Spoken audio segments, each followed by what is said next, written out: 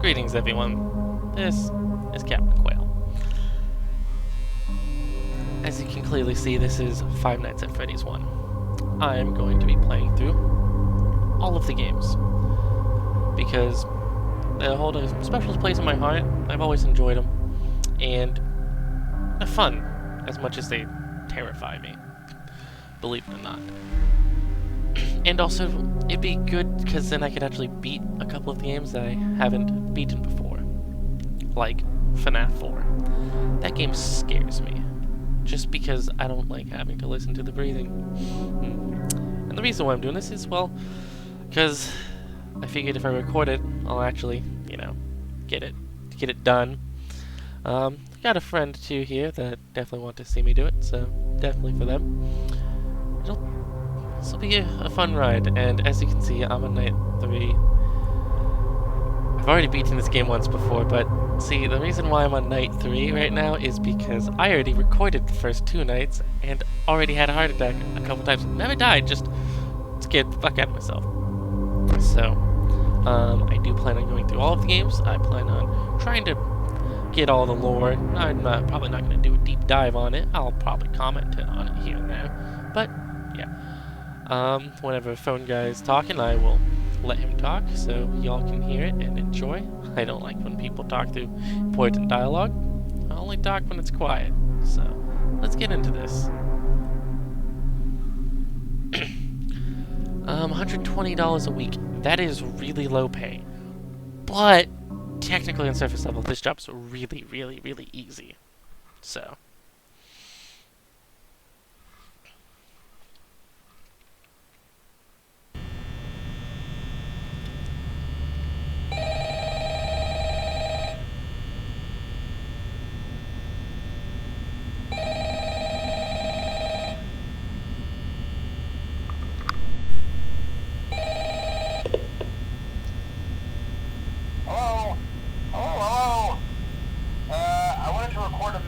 For you to help you get settled in on your first night. I actually worked in that office before you. I'm finishing up my last week now, as a matter of fact, so I know it can be a bit overwhelming, but I'm here to tell you there's nothing to worry about. You'll do fine. So let's just focus on getting you through your first week, okay? Let's see. First, there's an introductory greeting from the company that I'm supposed to read. It's kind of a legal thing, you know. Welcome to Freddy Fazbear's Pizza, a magical place for kids and grown-ups alike, where fantasy and fun come to life. Fazbear Entertainment is not responsible for damage to property or person. Upon discovering that damage or death has occurred, a missing person report will be filed within 90 days or as soon as property and premises have been thoroughly cleaned and bleached and the carpets have been replaced. Blah, blah, blah. Now, that might sound bad, I know, but there's really nothing to worry about. The animatronic characters here do get a bit quirky at night, but do I blame them? No. If I were forced to sing those same stupid songs for 20 years and I never got a bath, I'd probably be a bit irritable at night too. So remember, these characters hold a special place in the hearts of children and we need to show them a little respect, right? Okay. So just be aware, the characters do tend to wander a bit. They're left in some kind of free roaming mode at night. Something about their servos locking up if they get turned off for too long. They used to be allowed to walk around during the day too, but then there was the bite of 87. Yeah. It's amazing that the human body can live without the frontal lobe, you know? Now concerning your safety, the only real risk to you as a night watchman here, if any, is the fact that these characters, if they happen to see you after hours, probably won't recognize you as a person. They'll most likely see you as a metal endoskeleton without its costume on. Now, since that's against the rules here at Freddy Fazbear's Pizza, they'll probably try to forcefully stuff you inside a Freddy Fazbear suit.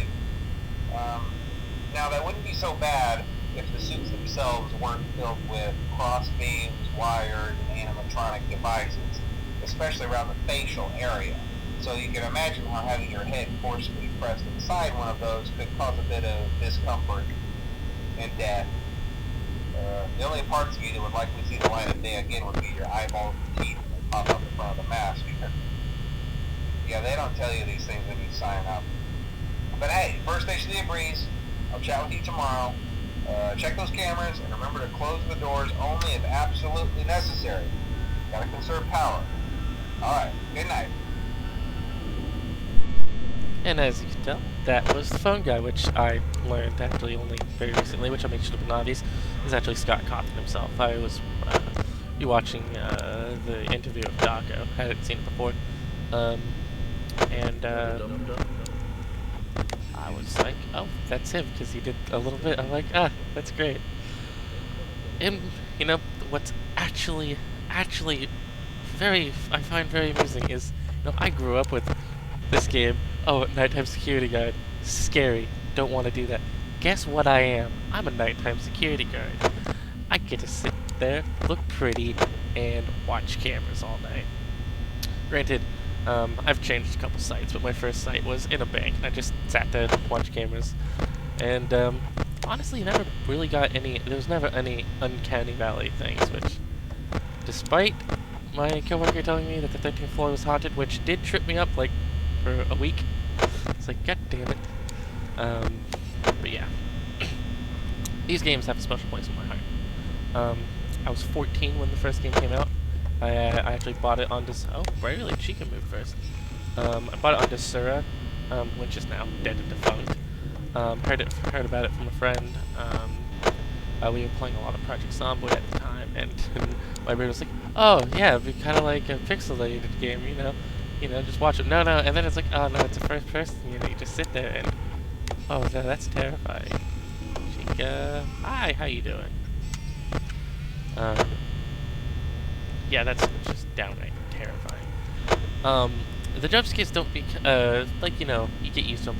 I think I'm the least afraid of Fnaf 2, just because that game you are just so emotionally detached from, like, the game. Like, you, especially on the later nights, you don't get any time to think. It is the pattern. Music box, right to left, music box, left to right, etc., etc., repeat. This one, until Freddy starts being active, all you actually have to do is check the door lights, check Foxy. That's it. Check door lights, check Foxy. I actually like to try to find them, which you don't actually have to do, because as long as they're not on your door, you're safe. That's actually why I like 3 the best, because despite 3 being the easiest, you actually have to know and keep an eye on where Springtrap is, which, I mean, which is awesome. Also, Springtrap has such a phenomenal design. I love them. I don't like what they did to him. The latest they did in Pizzeria Simulator, which, Pizzeria Simulator. That game's gonna be fun. On the fact that it's gonna be fucking terrifying. The fact that you just sat in, like, a vent and you have to let them not get you and you can't protect yourself. It's awful. I was actually playing Sister Location, and I actually really like playing it. It's a very linear game, but it's not bad. Well, the first time I died was to the Bonbon hand puppet, which sucked. Because I couldn't get its button, which I wasn't very good at trying to draw them out and press it, so that sucked. Yeah, Scott Cawthon did amazing on these games, just conceptually, and they're super basic. Though, one notice, I hope I don't do it again, is that I did notice is playing with 2 monitors is a slight detriment, because if I move my mouse just a tad too far when it goes off screen, and I accidentally click, well, my game fucking closes out. But, that doesn't mean I'm dead. Because my recording software is on my second monitor, so I can watch what I'm doing from there and keep myself alive. Need be. Wow, this night 1 has gone differently from the first one that I recorded and realized I fucked my audio up. Foxy actually was actually standing outside of, like was a good chunk outside of his cave, which actually surprised me. I didn't know he could get that far out. Which, hey, you learn some new stuff about games that each time you play them, right? Until you've played them so many times that you don't. And this will be a good thing to, get my YouTube channel going again.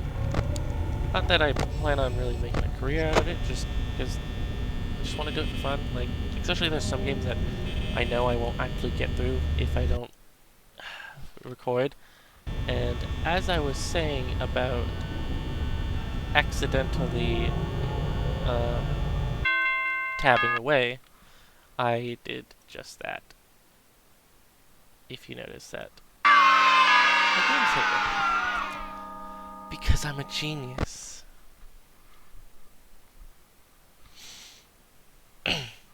Anywho, I recorded up to night 2 last time, and I will endeavor to do the same and not die.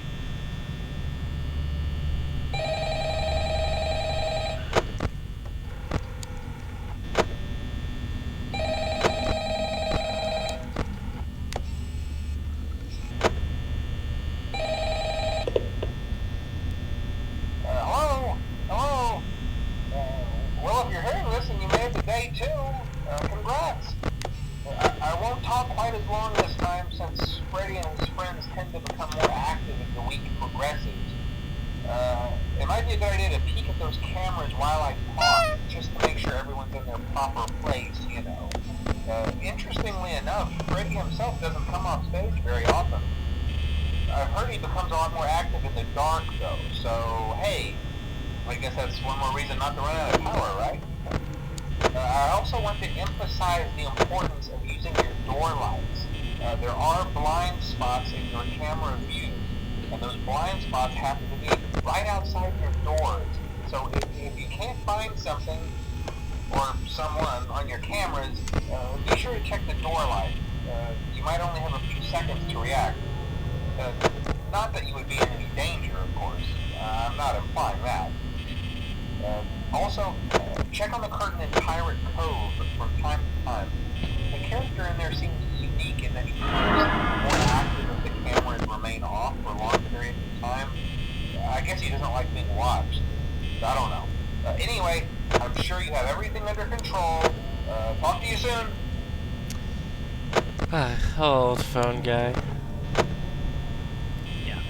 As a security guard, if I got through night 1, done. Hell no. Hell nah. Ain't gonna do that no more.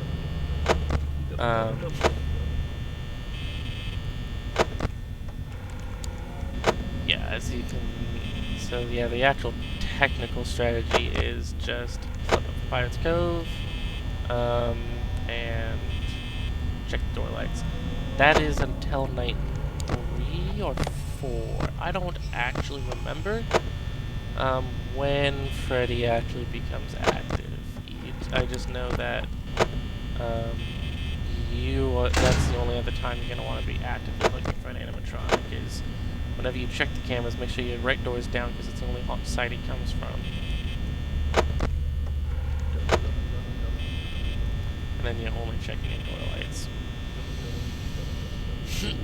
Which, I mean, it's cool that they do genuinely have AI to them that, they do move around and patterns will change. No night is exactly the same. That's actually how I beat 2. I got really lucky on my 20/20/20 mode. It was difficult, to say the least. But I did that on my phone, so. Here, just doing it on my computer, got the first 6+ Ultimate Custom Night, which I'm not gonna, I mean, I'll attempt it maybe a few times, the 50/20 mode, but there is no guarantee I'm going to actually sit down and completely try to beat 50/20 mode. That sounds ludicrous.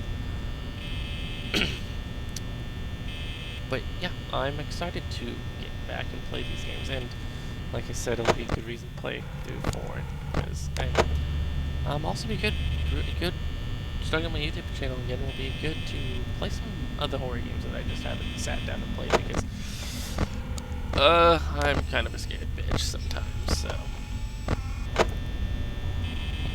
And I'll quit out. There's a couple horror games though that I will play fucking repeatedly, like actually nearly annually.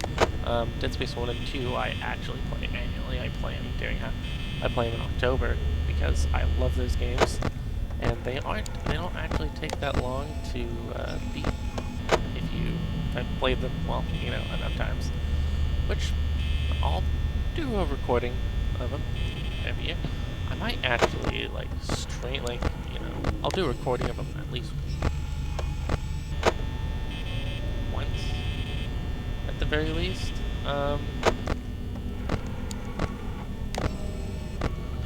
Of the games, and then subsequent times that I may just do, just full-on streams. One, I don't think I'm good enough at to just straight up try to stream the whole game in one sitting. 2, I might be able to, just because I've played 2 a lot. Look at me talking about Dead Space while, you know, playing Fnaf. My brain is all over the place. But that's also how I, you know, keep myself from being scared. I diffuse myself by, you know, talking. Show up, Bonnie, because I know you're lurking. Hi, Foxy.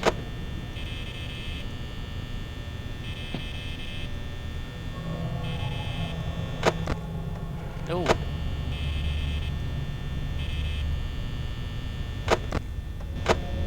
Hi, Bonnie. Foxy, please go back to your stage. I don't want to deal with you, like, at all. I'm getting jittery again. Playing this game twice in a row, doing the same 2 nights. Hey, come on.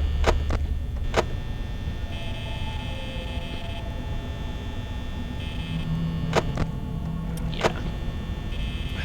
And if you guys have suggestions, few people that have subscribed to me, and hey, anyone who comes, watches these, if you have any suggestions of games I should play, I will likely play them at some point, just because I'll play games that I want to play, show them off, especially games that I don't think are getting any attention, and I love them. There's a few games I have that are just phenomenal, that I don't think many people talk about, for good reason. I mean, some of them are like, its dev teams don't work on them, but what's left is really good. One game that I will show called Interstellar Marines. That is a good game. It's a lot of fun. Foxy. I don't know the actual rate I should be. I think it's just left to right, right to left. That's just... Hi, buddy. Yeah, that's just how it is. Although I do know you can actually flip up your screen and Bonnie, like, for a second, and flip it back down and shut the door, and Bonnie won't kill you. It's definitely one of the more forgiving games. Like, 2, if your screen gets pulled down by an animatronic, you're pretty much dead. I think you actually have like a split second that you can technically pull down your screen and not be dead, and I believe the reason why you always do right to left in the first one is because you want to be facing the left door in case Foxy's coming after you. I believe that's like the main strategy throughout the week. Until, you know, you get to the later levels. Yeah, these games get me. Scott did amazing on the atmosphere. Which, you know, plan on having to re-record this unless I really have to. Ooh, I'm actually using more power than I did. Yeah! Did it. So, that'll be all from me, Capt.Quail. I suppose like and subscribe if you want to see more of my shenanigans. Hopefully you guys enjoyed, and my next episode, I'm going to gun for night 3 and 4. So, see you guys next time.